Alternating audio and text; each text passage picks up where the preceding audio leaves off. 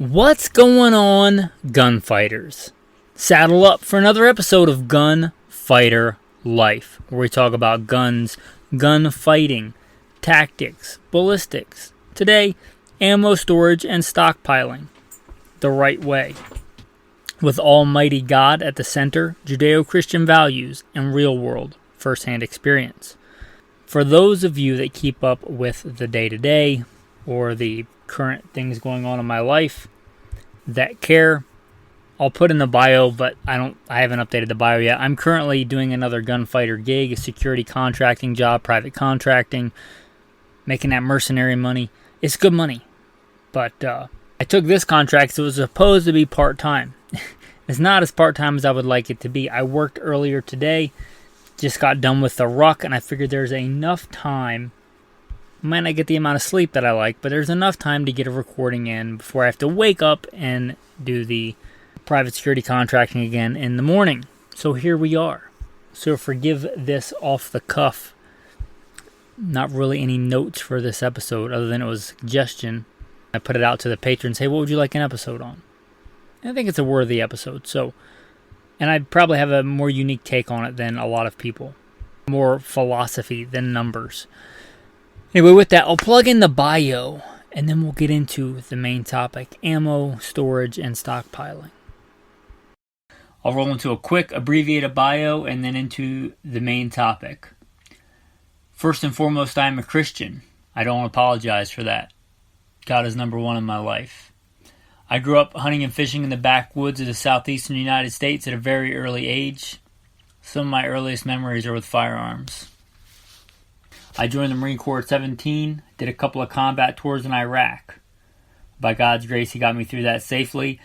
After that, I served as an instructor, an urban warfare instructor and a desert warfare instructor for the United States Marine Corps. I also served with the LAPD, both full-time as a sworn police officer and some more specialized assignments, as well as serving in the U.S. Army, full-time and part-time National Guard. I've been a FBI firearms instructor, still am an FBI firearms instructor, have been for a lot of years, also NRA certified and some other three-letter government agency certified. I've been a private contractor for a three-letter government agency I won't specify.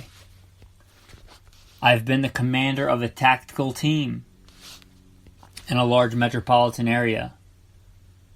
By God's grace, He got me through all that in one piece, not because I'm better, but because He chose to have grace and mercy on me. I've been a professional hunter and guide.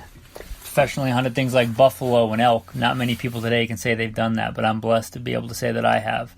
I've hunted everything from white-tailed deer on the East Coast to mule deer on the West Coast to gray squirrel on the East Coast to prairie dog on the West Coast and elk and bear and wolf and slain all manner of beast. A state rifle and pistol champion a few times over in a few different disciplines. Now those experiences, it's not because I'm bigger or badder, certainly not bigger. In fact, I met one of the patrons in real life and he said something to the effect of, I thought you'd be bigger. Reminded me of that William Wallace movie where he's like, oh yeah, if William Wallace were here, he'd shoot lightning bolts out of his rear end. Well, I'm not William Wallace, but I am the person that did all those things in the bio. But not because I'm bigger or badder. I don't think that I survived when many other young, good men did not. I give all the glory and all the credit to God. All the talents and experiences that He's given me and the things that He's let me live through. I hope to use them to glorify God and to help you today. So if I boast in anything, it's not in my strength. It's in that God had mercy on me and saved me because He had a purpose for me. And hopefully I can use those talent, skills, and abilities to serve you today. Alright, let's tackle what I would consider the simple first. How do you store ammo? Dry. Dry and without massive swings in temperature. That's how you store ammo. How does one do that? The military thought about this and probably invested a bunch of money in testing in T&E. Ammo cans. Ammo cans are how you do this. Ammo cans are the easy answer. Ammo cans. If you get some kind of good, thoroughly tested military thing from another country that's in something else. Sometimes they'll use those plastic rubber sleeves. Those are good too. Sometimes you'll find the comm block stuff in the giant Spam cans. They look like a giant sardine can. Those are good too. Kind of the thing about those is once you crack them open, they're open. There's really no resealing them. But as long as you look at the outside of the container, it doesn't look like it's rusted through or hasn't been compromised. That's good if you want to buy them that way as well. And some other countries, actually some of the best, most practical ones I've seen are just these rubber sleeves that are sealed and they have like handles on them so you can grab a couple and run. That is a really ingenious way of storing ammo if you see some surplus ammo like that. But again, ammo cans. And if you're buying civilian ammo that doesn't come in ammo cans, just put it in ammo cans. If it's dry when you put it in there and you live in a fairly dry climate, enough said. You're good. Don't overthink it. If you think there might be some moisture in there or some opportunity for moisture, then grab a hand warmer, open it up, and throw it in there and shut it. That's how hand warmers work. They turn moisture into the air into heat. They soak that moisture in and create rust really rapidly.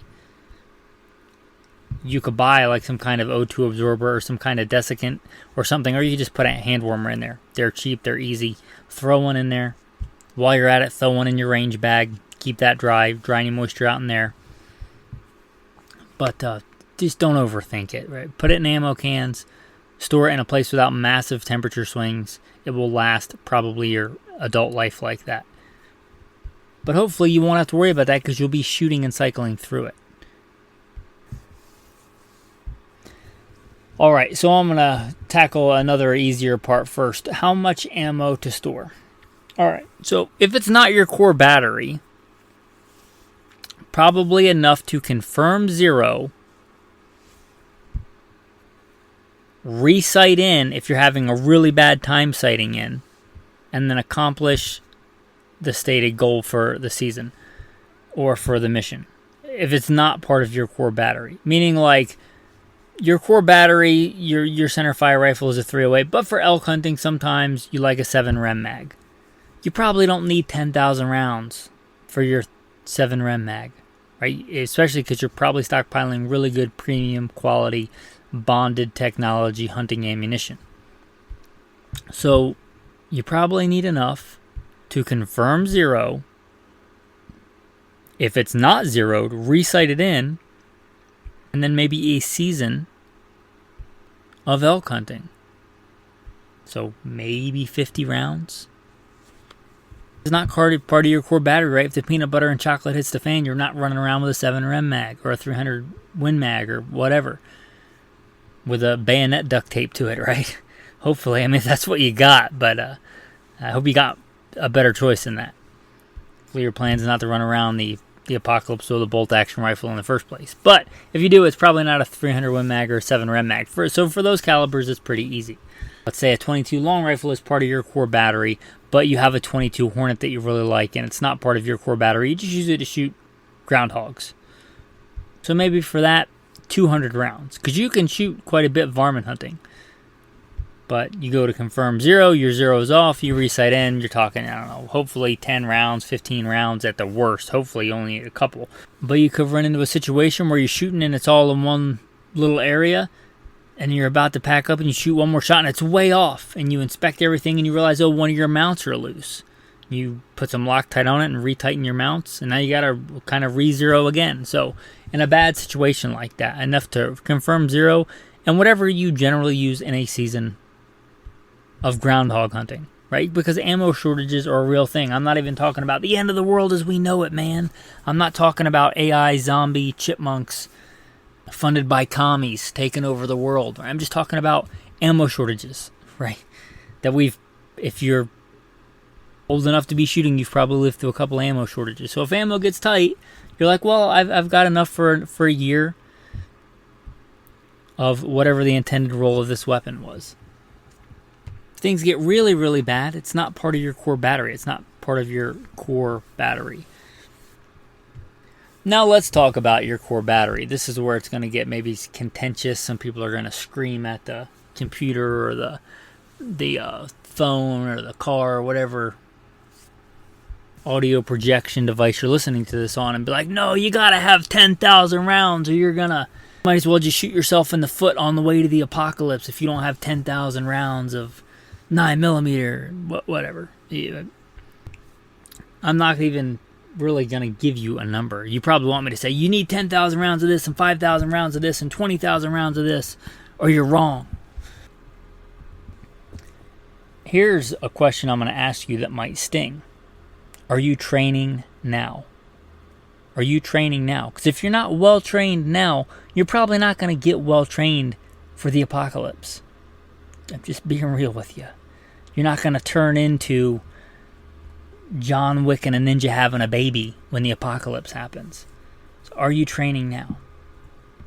If you're not well regulating yourself now, you're probably not going to be well regulated in the future. And that's again, I said that was going to sting. So get out there and train now. And that will give you a pretty good idea. If you start training and you're serious, you'll get a pretty good idea in time on how effective dry firing is, how important it is to dry fire without ammunition. Hopefully all of your core battery are already sighted in. They should be sighted in, and they should be thoroughly tested, meaning it would take something extreme to disrupt that zero. Hopefully your core battery is quality and it's got really good mounts and really good optics if you're running optics and all that stuff, and it's zeroed, and you know that it's zeroed, and you know what ammo it's zeroed for. Here's a big thing I think is common in the prepper gun community kind of thing, is that you got your rifle and it's zeroed for this one kind of ammo, or your carry gun and it's zeroed for this one kind of ammo. You got your carry gun and you got your 135 grain Hornady critical duty 135 grain plus P, which is a good load, and you've got 5,000 rounds or something, just pick a number, 2,000 rounds, 5,000 rounds of 9mm 115 grain ball, which you have no idea where it shoots. Or worse, you shoot and practice with 115 grain ball now, but you carry 135 grain plus P critical duty, and you have no idea where your actual carry load shoots. That's even worse, because in order for you to dig into that stockpile, you're going to have to survive a gunfight with the rounds that are in your mag. So you had better know where the rounds in your mag are shooting, right? If you're not well trained and well regulated, again, I said it was going to sting. It doesn't matter if you have 10,000 rounds at home. You got to survive your first gunfight with the rounds in your mag. So number one, start with what rounds are in your mag. Are they good? Are they effective? As effective as they can be. You know, handguns are inherently ineffective compared to rifles and shotguns. However, have you made a really good, well thought out choice with modern bullet technology that shoots point of aim, point of impact when fired by you out of your gun, and is reliable when fired by you out of your gun? Do you have that ammo? Whatever that go-to carry ammo is, you should probably have several magazines worth of loadout for that. Let's say your go-to fighting handgun, you have 4 mags. You should have enough to fill those mags several times with that ammo, right? Because does it really matter if you have 5,000 rounds and you don't survive with the rounds that are in your magazine? The rounds that are at home in a box in an ammo can are probably irrelevant. So have really good duty ammo for that stockpile. And the same goes with your rifle, right? Don't have your AR-15 is zeroed for 77 grain OTM match Black Hills, which is a good load. Again, I'm not hitting on the load. You've got that and your gun sighted in for it, and you have 2,000 rounds of green tip stockpiled at home. Okay, well, that is not going to shoot in the same place. You're going to sit there in the middle of the apocalypse and be like, hold on, I ran out of my good OTM match that I could only afford enough for 2 magazines worth, but I've got all this green tip. Stand by. I'm going to break off this engagement. I'm going to make a shooting range, and I'm going to dial in my new dope and re-zero my new optic for this green tip that I have stockpiled. No. Have several magazine loadouts worth. So maybe if it's your go-to fighting rifle, maybe have more than 4 mags. Maybe you have 6 or 7 or 8 mags or 10 mags.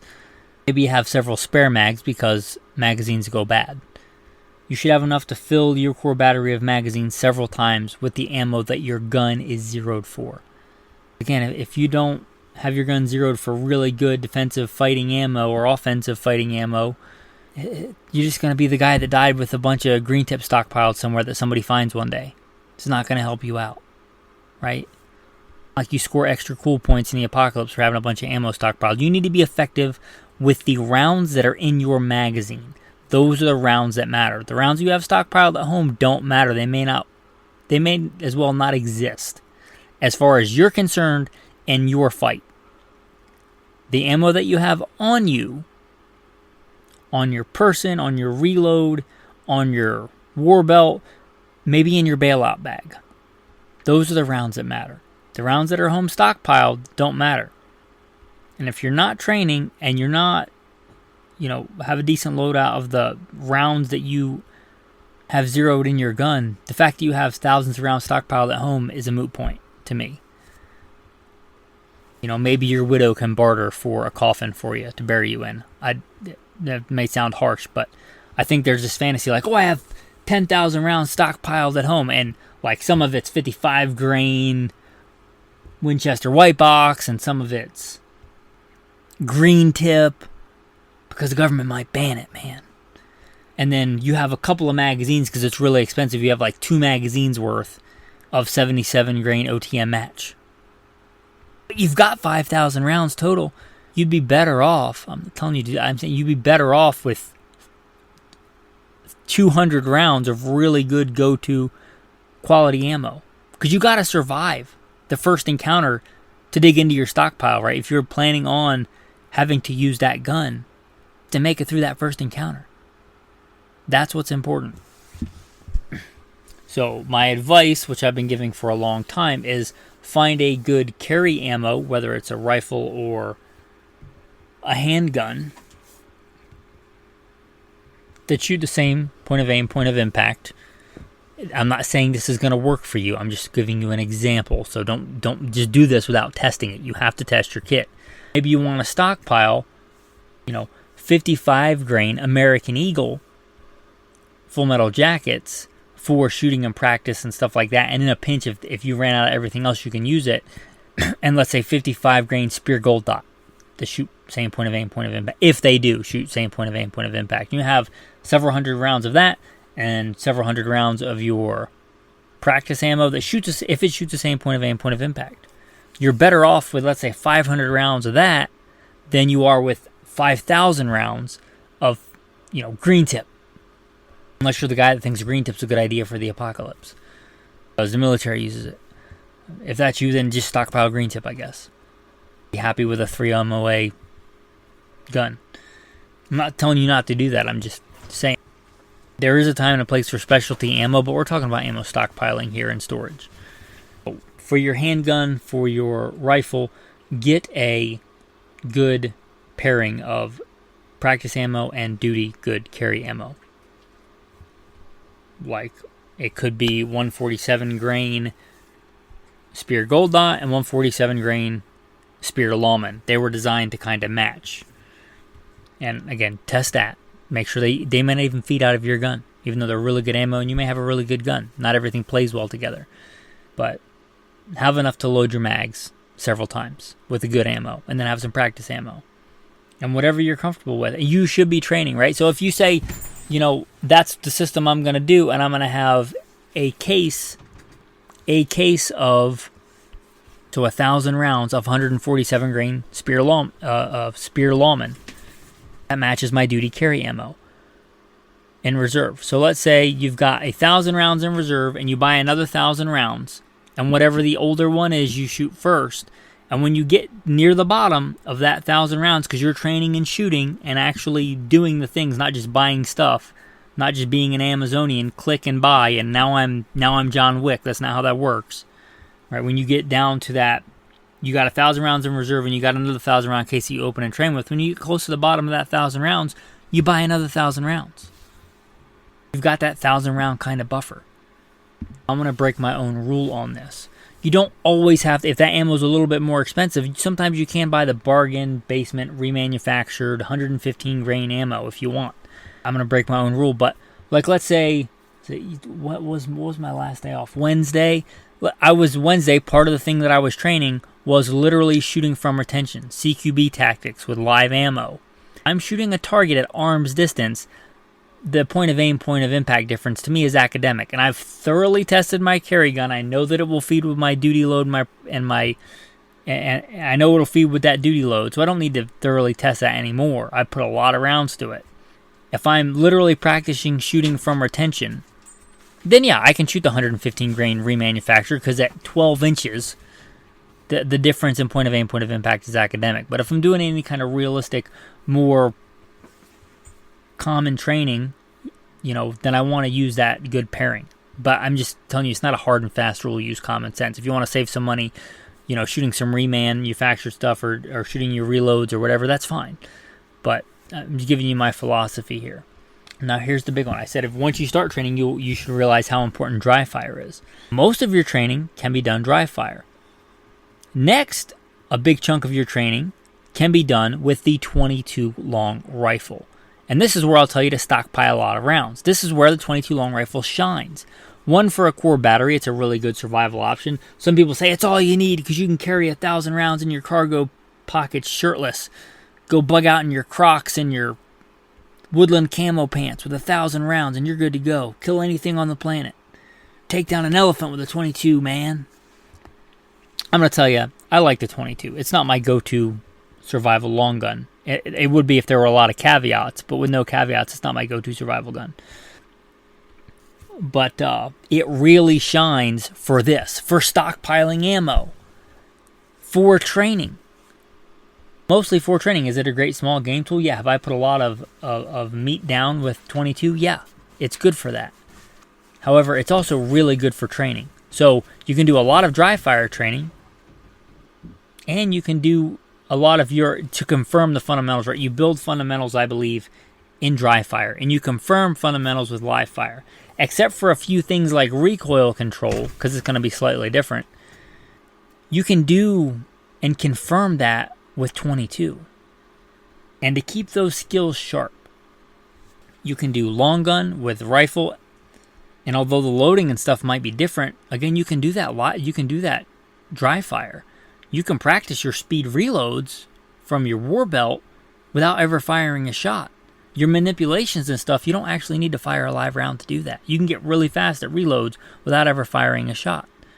Even if you have a Ruger 1022 and your go-to gun is an AR, you can still master the fundamentals with the 22 and do all your manipulation stuff with your AR. The fundamentals of a rifle and the fundamentals of a handgun will be there, and you'll be really good.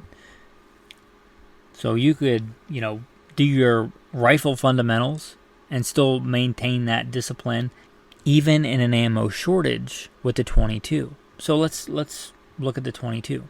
I'm not saying this is what you should stockpile, but hopefully you dry fire at least several times a week. I hopefully dry fire just about every day but Sabbath. I won't say every day, but the vast majority of days other than Sabbath, I dry fire. If you're dry firing every day, that's going to do way more than going to the range once a month and blasting a bunch of rounds. So you dry fire every day, and let's say, hopefully now you get to live fire once a week. But in a real big ammo shortage, you might want to downsize that and continue to dry fire and maintain and confirm your fundamentals of marksmanship with your rifle and your handgun. Let's say by live firing once a month. And you're not out there to turn money into noise, you're out there to confirm the fundamentals. Let's say 50 rounds. That's 600 rounds a year times 10 years. 10 years. That's 6,000 rounds, which doesn't take up a lot of space with the 22 and doesn't, if you bought it all tomorrow out of one paycheck, maybe, but if you spread it out, you can probably afford that if you're, middle income American. 6,000 rounds of 22. Even at today's, inflation prices. I was just looking at ammo today to buy some more 22, and it was in the 200 and something-ish dollar range for 5,000 rounds of 22. So 10 years of shooting once a month to confirm with live fire. Now, I'm not saying that's all you should be doing right now. Right now, when you can turn paper money into hard assets like semi-precious metals, copper and lead and things like that, I would hope that you're training more than that. But let's just say you're doing that. You're dry firing several times a week, hopefully every day but Sabbath, and you're confirming that what you're doing is working. If you mess something up on your stance or something and you take a couple of shots live fire and something's way off, you're like, oh, I got to go back to dry fire and reevaluate it, and you stay sharp. You do the majority of your training with the 22, which is one of the things it's great for. You're talking 6,000 rounds for 10 years. And again, maybe you want to have that in a buffer. You can train more than that now. Maybe you want to have several thousand rounds as a buffer, and every time you get to the bottom of one, brick of ammo, you buy another. Shoot your older bricks, right? This is common sense. So let's say you start building up that stockpile, and by the end of the year, you got 6 months. You buy 1,000 rounds a month for the next 6 months. You got your 6,000 rounds, and I'm just throwing that number out there. And then after that, it's just maintenance, right? As long as you can get ammo, you buy a brick, you stockpile, or you shoot a brick, you buy a brick. You shoot a brick, you buy a brick. Then if ammo starts to dry up, instead of shooting, once a week, maybe you go back to that once a month. And I've lived through several ammo shortages, and even the one that was really bad with 22, it generally didn't last 10 years. And if it's the end of the world as we know it, 10 years is pretty good to be able to practice every month. So those are my thoughts on ammo stockpiling, how much. And maybe some myths, maybe peeing in some people's Cheerios, but I'm not here to tell you what you want to hear. I'm here to just say, spend a bunch of money, throw money at the problem. Fix everything. Stockpile 5,000 rounds of green tip and feel good at night like a tactical teddy bear. The mere fact that you have it is going to make you effective. Hopefully you don't tune in for that. Those are my thoughts on ammo storage and ammo stockpiling. It's a good question. Guys, I haven't asked this in a while, and hopefully we have plenty of new listeners. Locate, close with, and destroy that ratings button. If you like this episode, give a good rating for the podcast. If you enjoy the content, you enjoy the core values, you want to promote that, a free way to do that. Hit some stars if there's an ability on the app you listen to hit some stars, leave a review, write a quick review. Great podcast, but I do not concur. I think you need 10,000 rounds of 9mm, right? I'm not telling you to write that. I'm just giving you an example. It can be a quick quip of what you think of the podcast. Leave a rating, write a review, hit some stars, whatever. Quick way to support the podcast. And if you want more insider-only content and you want to support the show, consider becoming a patron. Enough of that. Your tactical tip of the day. Hand sanitizer. You don't want to be getting COVID in the apocalypse, man. No, I'm just kidding. COVID's probably the least of your issues in the apocalypse. It's something I thought of the other day. What we would do when we were deployed in Iraq sometimes, we would use hand sanitizer for fire. If you don't know, in the daytime, you can make a fire with hand sanitizer, which is just gelled alcohol that pretty much burns invisible. It's on fire, it's hot, but in the daytime, you can't really see it. It burns super clean. So if you need fire during the day to sterilize something or whatever, and you don't want to give away your position, you don't want a bunch of smoke, obviously it won't work at night, it'll create light at night, you can see it at night. But in the day, you can literally make a little, cat hole in sand, pour hand sanitizer in it, and make a pretty decent fire, depending on how much hand sanitizer you have. So if you want a daytime, virtually invisible heat source, for whatever you might want that for, hand sanitizer can double in that role. That's your tactical tip of the day, your tactical verse of the day. This was sent to me today in the Insider Chat for patrons. And we know that God causes all things to work together for good to those who love God, to those who are called according to his purpose. And that was a great thing to just see pop up in the chat today, and it's a great verse. Thanks for listening, and have a blessed day.